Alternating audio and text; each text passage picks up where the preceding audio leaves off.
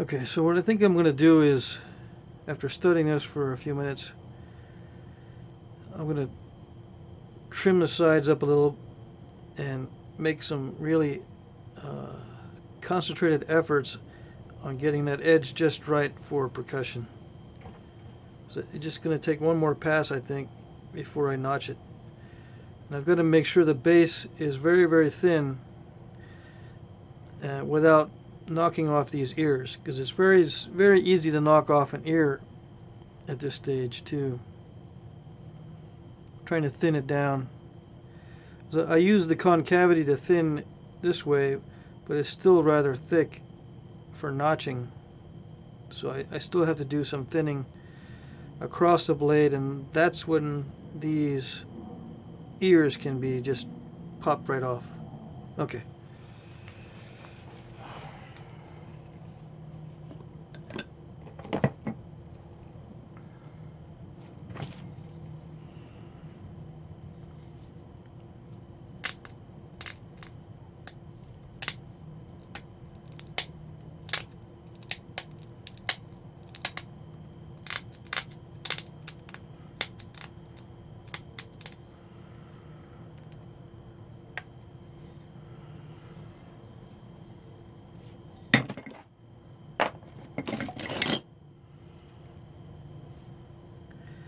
I'm getting a lot of crushing, so I'm going to try to use a flat tool to just snap off some flakes.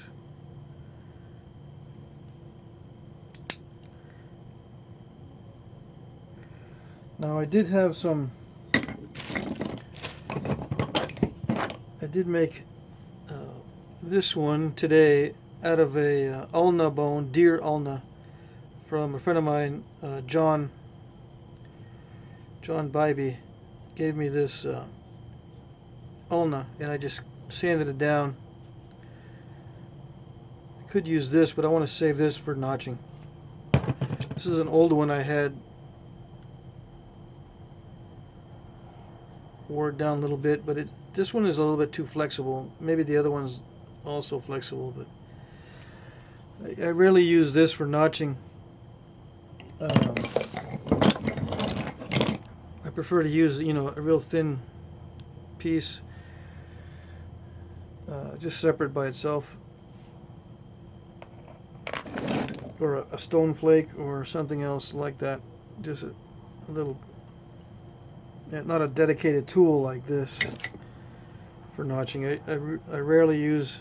I'm going to start using them more, but I rarely use a dedicated tool like that for notching. I just usually have a piece of scrap laying around and I notch with that. So I'm going to probably switch over to dedicated notching tools here in the next upcoming videos.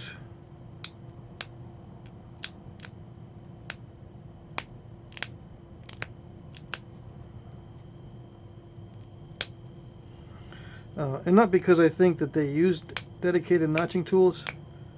I just think it'd be easier to teach that way.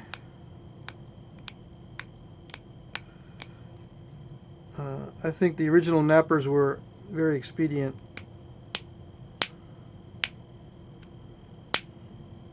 and tended to use whatever was easiest.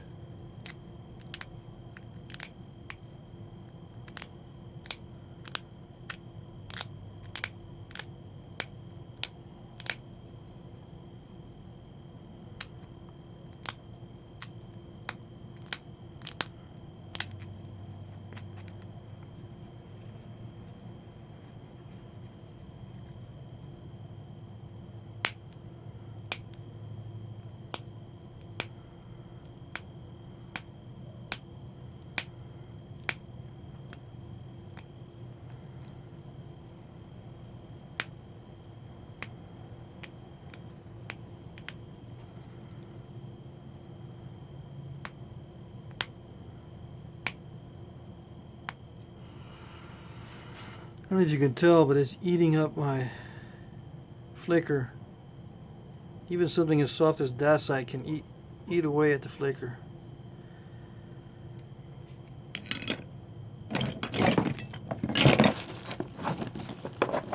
Which means it's not really doing too much on the tip.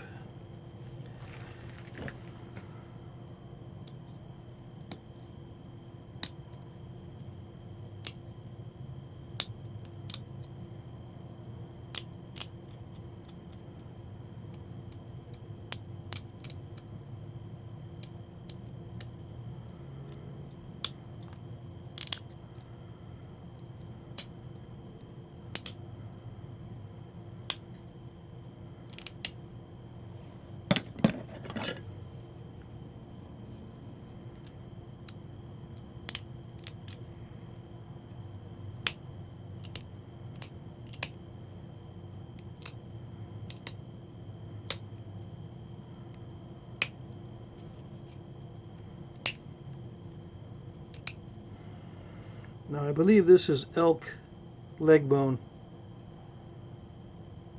or it's a very long deer bone. I can't remember now. But when it's kind of yellowish, it means it's kind of greasy, and it's not as hard as a non-greasy bone, if that makes sense. A greasy bone is going to be kind of crumbly.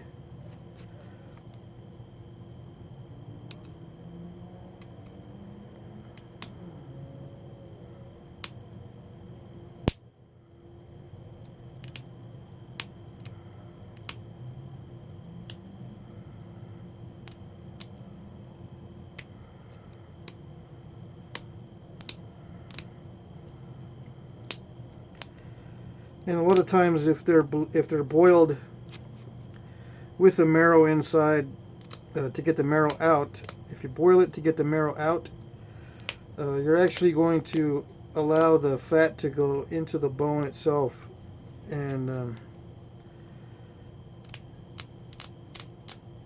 it weakens the bone.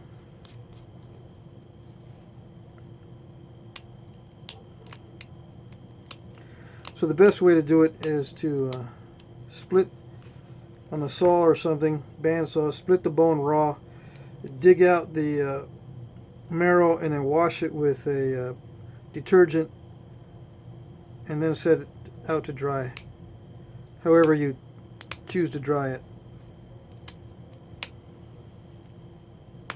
Dry it without any grease, and it becomes much harder that way. Not much, but it becomes less crumbly and more crisp, and it will last longer, I think, in the long run.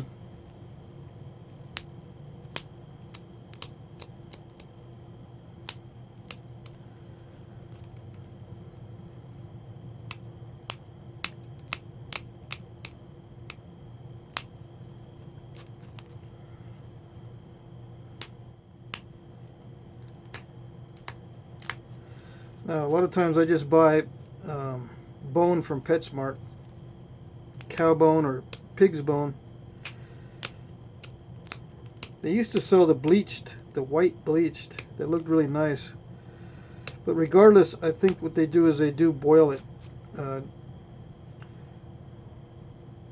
for sanitary purposes. When they sell to the public, they got to boil it. So those are going to be not as strong as home-dried bone in most cases. They will be boiled at least, or soaked in some sort of solution that kind of weakens the bone. Now, antler is a different story. I don't know what they do with antler at the pet store, but I also buy antler from PetSmart sometimes. And you can get pieces like this that are just sitting on the shelf. A lot of times they're not exactly like this. A lot of times they're just cut off, cut off in weird ways, and they're just rejected pieces.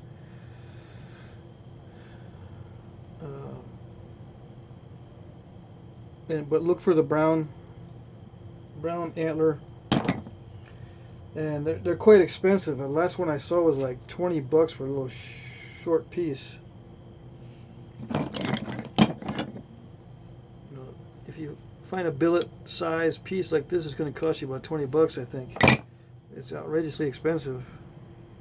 At least around here. I don't know how it is where you are, but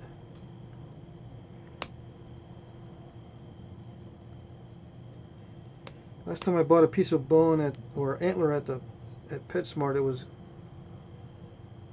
I think $22 with tax and everything. That was a little bit expensive for me. Anyway.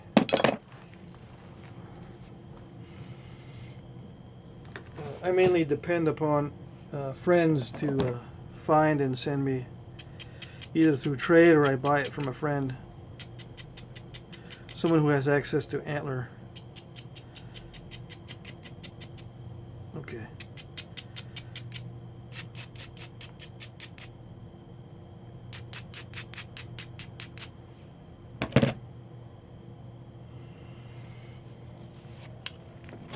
I'm going to take a couple minutes and dress this up here.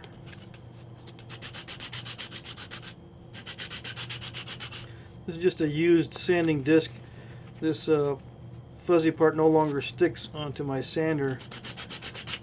I get a lot of these pads that the Velcro stops working before the pad wears out. Funny how that works.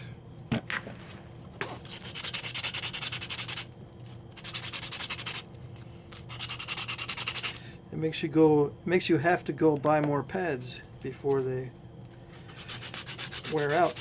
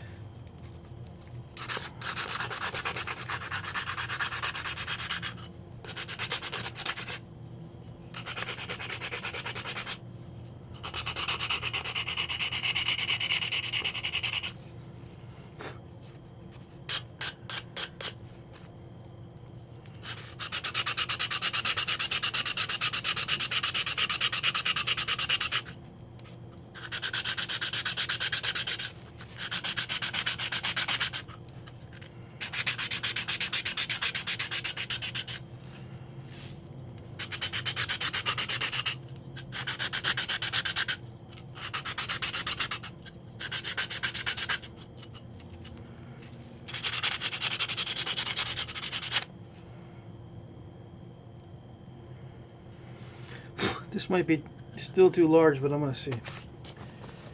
See how that works.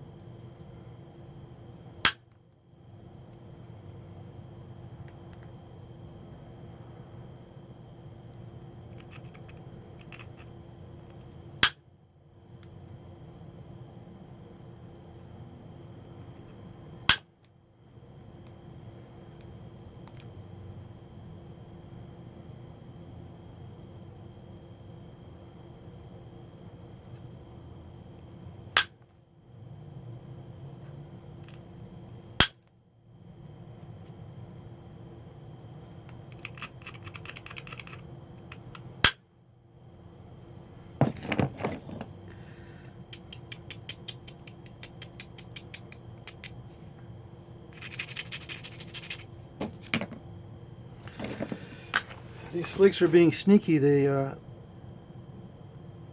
It's flaking, but it's not detaching until I force it to detach.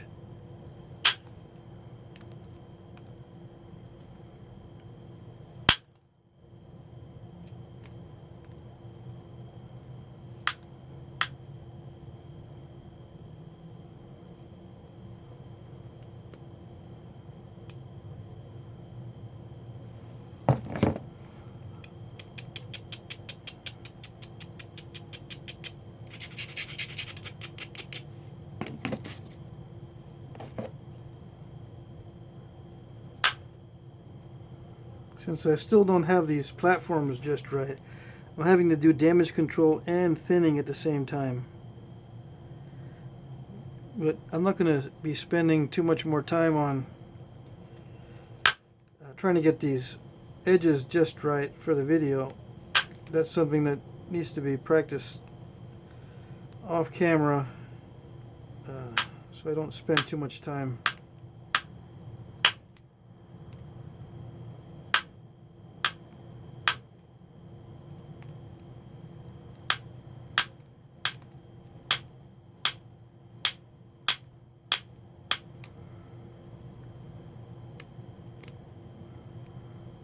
But yeah, I need to get the hang of the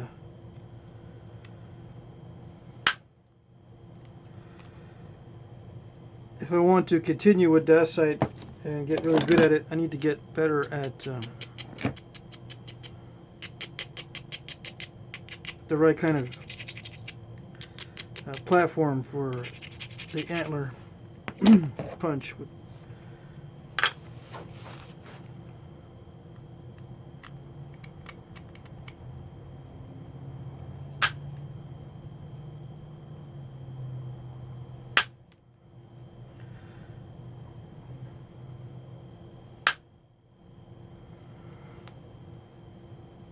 And sometimes learning on the fly requires you to actually break it or be extremely aggressive with it to the point where you're taking a risk of breaking it just so you can see what your limits are. Because you need to know your limit so you know how much to push or how much you can push. When it comes to thinning, you need to know how much you can push. Because if you back off too much, it's going to be way too thick.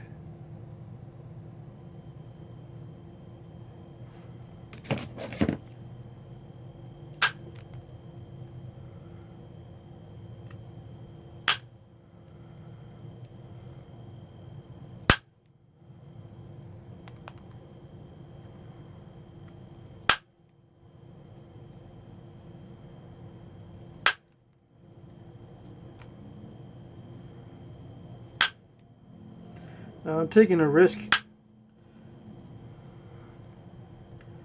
I took some risks there with these flakes. It looks kind of messy, I mean kind of clunky, but I'm taking a risk to get this thing thinned down. If it breaks, I'll continue with the video anyway, but just want to let you know that I'm pushing the limits here.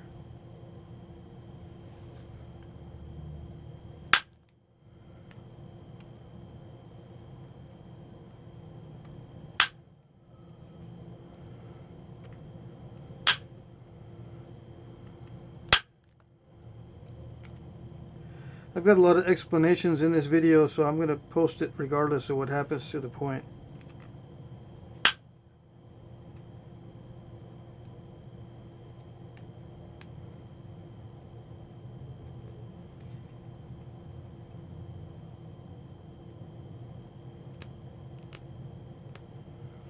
It looks like I'm going to have a step fracture in here.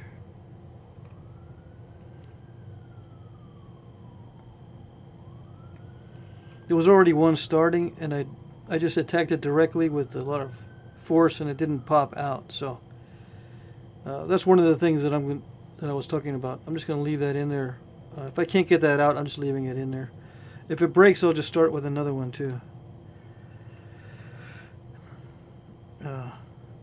Now I could try pressure to do a lot of that damage control, which I think I'm going to try some pressure, but I usually have better luck with the punch.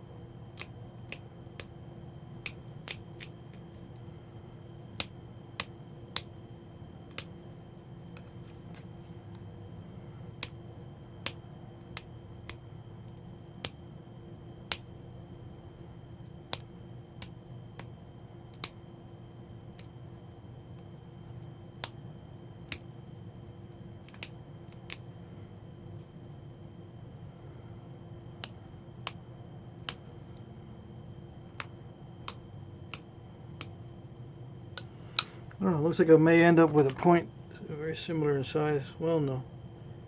Still a lot bigger. Okay.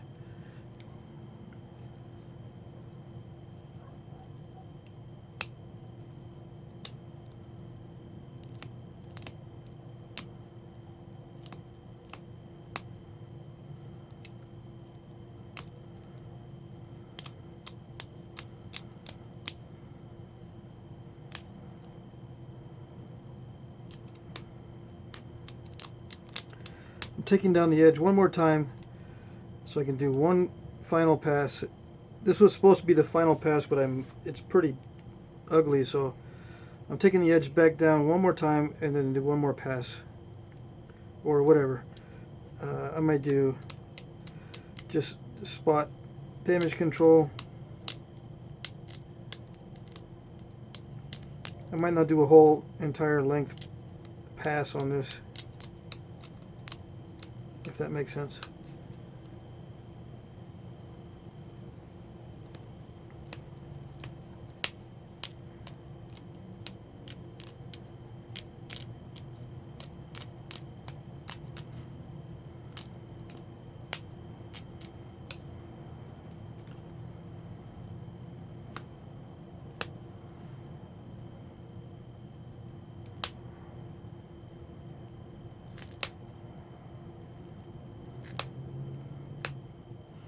Now it's possible to drive long flakes with the spatula tool, but that's not what I'm trying to do. I'm trying to clean up the edge to make it nice and smooth, so if I need to do a longer flake, it can go through, have a clear path.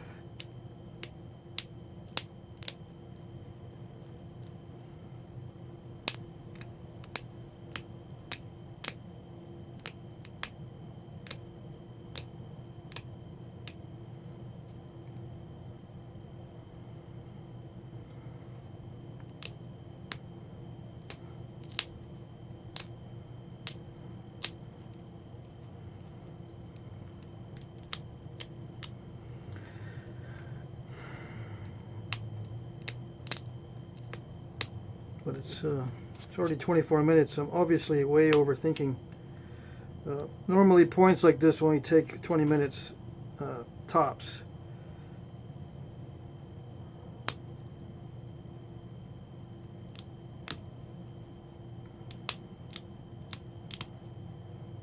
Well, maybe not. Maybe not every time. Some of these are very delicate and require careful napping every step of the way, but usually a bird point or a true arrow point is made along with a bunch of others, so you're going to sit down and make a half a dozen in one sitting. You don't want to fuss on each one.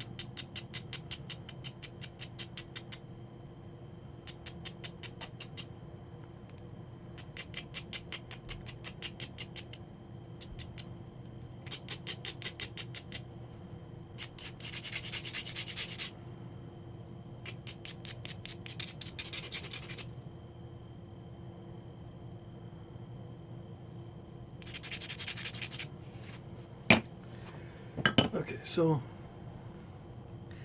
that's what that looks like right now.